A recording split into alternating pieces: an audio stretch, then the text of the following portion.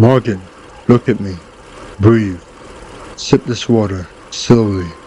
Nobody's going back in there tonight. Now tell me, what exactly happened in those woods? Start from the first moment the forest went wrong. My hands wouldn't stop shaking. I was sitting on the back edge of an SUV with the hatch open above me, cold air in my lungs, headlights cutting the dark, people moving fast but careful. Christmas Eve was supposed to be quiet. Most visitors were gone. The forest should have been asleep. But the week leading up to that night, we'd gotten strange calls. Deer acting skittish in places they usually fed. A few campers saying they heard long, deep sounds that didn't match any animal they knew. And more than once, someone mentioned trees snapped high up, like something tall had pushed through. I told myself it was winter stress, hungry predators, wind damage, people letting fear fill in the blanks. That evening, a motion camera near Trail 6B2 triggered 3 times in an hour. Same spot, same stretch of forest where radio signal drops and the trees pack tight. I told dispatch I was doing a quick check. Then I drove in. The deeper I went, the more the forest felt wrong. Not loud wrong, quiet wrong. Like the small sounds had pulled back and were watching. I parked, shouldered my pack, and followed the markers with my light low. The snow was fresh enough to show tracks, and that made me feel better. At first, nothing. Then I caught the smell. Not old death, fresh, sharp, metallic. I moved off trail, pushing through branches bending under snow, following it until my light hit a deer on its side, neck ruined, eyes open. Then another deer, then another. 3 deer. Too close. A predator might take 1, maybe 2, but this was different. Not because they were arranged, because they weren't. It was messy, raw, real. What scared me was this. There wasn't much feeding. It was like something had killed, fast, then stopped. Like it wasn't hungry. Like it wanted the area cleared. I tried to stay calm. I told myself, cougar, bear, poacher. Then I saw the tracks. Not hooves, not paws. A footprint, wide heel, long toes, deep in the snow like something heavy had planted itself and lifted again. And the stride? It was too long, too sure. I pulled my radio up. Dispatch, this is Ranger Hale. I've got multiple deer down near 6B. I need you to copy. Dispatch? Static. I turned, lifted the radio higher, tried again, like the air might listen if I tried hard enough. Dispatch, please, I need you. Copy me. Nothing but hiss. I kept talking anyway, because silence was worse. I'm marking my location. I'm backing out now. Dispatch, acknowledge. My voice sounded smaller than I wanted. That's when the growl hit. Not a bark, not a quick animal noise. It was low and heavy, like it came from a chest the size of a barrel. It rolled through the trees and pushed into me. I froze. Then I aimed my light into the dark line of trunks. Nothing, just branches and snow and shadow. Then the growl came again, closer. Something moved behind the brush. Not a fast dart like a deer, a slow shift, heavy. My body wanted to run. My training wanted me to leave without panic. I took 1 step back, then another. Dispatch, I said again, louder. Dispatch, please. Static swallowed me. Behind me, snow crunched. Not mine. I spun, and my light caught only empty snow, but my skin knew I was too close to something I didn't understand. I backed away from the deer, keeping my light up, and I noticed marks on a trunk, long scratches in the bark, higher than my head.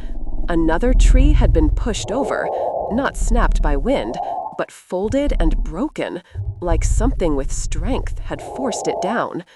The growl returned, and this time the movement was closer, branches bending, not from weather, but from something pushing through. I didn't wait to confirm it. I turned and ran. I didn't run in a straight line. The forest is a maze. I ran where I could, dodging trunks, leaping over buried rocks, cutting through brush that grabbed my sleeves. Behind me, something started moving too. Not quietly. It came through the woods like brute force, like weight, like anger. I heard trees taking hits, small ones snapping fast, bigger ones getting shoved, their branches cracking. It didn't sound like careful footsteps on snow. It sounded like the forest being pushed aside. I slammed my radio button as I ran. "Dispatch, please, I'm in trouble. I need help. I need you to copy." Static. I tried again, almost crying from effort. "Dispatch, please, please, copy me." Nothing. I ran harder, lungs burning, eyes watering from cold fear. My light bounced and shadows jumped. Every time I looked ahead, the trees looked the same. Every time I felt safe for half a second, a crash behind me erased it. Then I heard it close. A sharp, deep grunt. Not a word, just aggression. I veered right, ducked under a low limb, and my boot caught something hidden under snow. My body went forward hard. I hit the ground and slid. My flashlight flew from my grip and rolled, spilling light sideways across the trunks. For 1 second, that sideways beam caught it. It stepped into the edge of the light like it didn't care. Tall, taller than any gorilla I'd ever seen in documentaries, taller than it should have been. Broad shoulders, long arms, hair all over it like a dark, matted coat, thick and rough like an animal that lives in wet cold. And its eyes? Deep red. Not bright like a flashlight, not glowing like a movie effect, just red, heavy, fixed on me in a way that made my stomach drop, like it wasn't just looking at a threat, it was looking at something that didn't belong there. It opened its mouth and the growl came out again, so low it felt like it shook the snow. I grabbed my flashlight with shaking hands and scrambled up. The moment I moved, it lunged forward through the brush, and the sound behind it was violent. Branches snapping, trunks getting slammed, the woods cracking under pure strength. I didn't think, I ran. I cut between trees, and behind me it didn't weave neatly like a deer or slip like a cat. It pushed through. It hit things and kept going.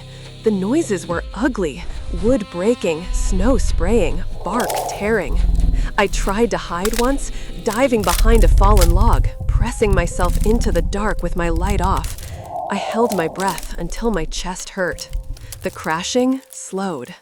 Then a heavy breath came nearby, slow, thick, like the air was being pulled through something massive. A stomp hit the ground hard enough to make snow slide off branches. It huffed again, fur and dirt and blood smell rolled over me. And then the growl exploded right above the log, close enough that I felt it in my teeth. It knew. I burst out and ran again. Minutes blurred. My legs turned numb. My throat went raw from begging a radio that wouldn't answer. "Dispatch, please, please copy me," I kept saying, like the words could pull a signal out of the air. I hit a thinner stretch where the trees broke a little, and up ahead, I saw it. An old service road cut through the snow like a pale line. I sprinted for it like it was the only way out. The moment I reached that road, the noise behind me stopped so suddenly it made my heart stutter. I turned my light back, shaking so hard I could barely hold it steady. At the edge of the trees, a huge shape stood just inside the line, growling, deep and furious, but not stepping out. It took one heavy step forward, then stopped again, like something in it refused to cross that open space. I backed away down the road, not turning my back, breath puffing, heart hammering. It growled one last time, then eased backward into the dark. Gone. I kept moving until my legs stopped working. I don't remember falling. I remember snow on my cheek. I remember trying the radio one more time with fingers that wouldn't obey. Then voices, lights, hands on my shoulders, a blanket around me. I saw the sheriff's people and other rangers leaning close, telling me I was okay, telling me they had me. They lifted me and carried me farther from the trees. And that was the end of Christmas Eve in Pinetine for me, because I didn't get saved in the woods. I got saved after I finally made it far enough that it stopped following.